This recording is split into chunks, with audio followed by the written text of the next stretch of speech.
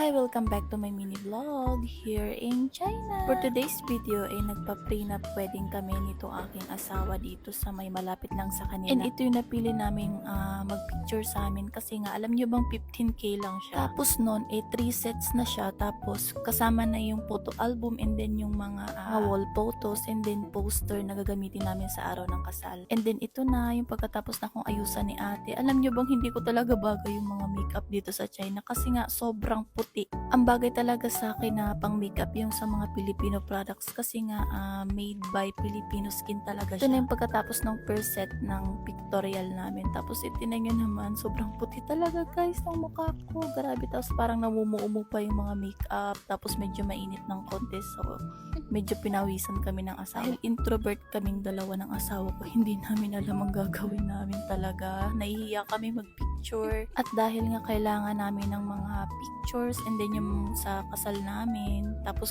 sabi din ng mga parents niya, need namin magpa-picture. So yun, nagpa-picture talaga kami ng asawa ko. And then dream ko talaga makapag-dress ng ganitong hanfo dito sa China.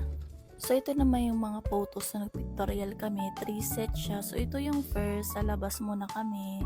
And then tapos naman, ito naman yung sa second. So yung asawa ko yung nag-bis. So nag-bis din ako medyo yung hindi na masyadong mahaba na hanfo.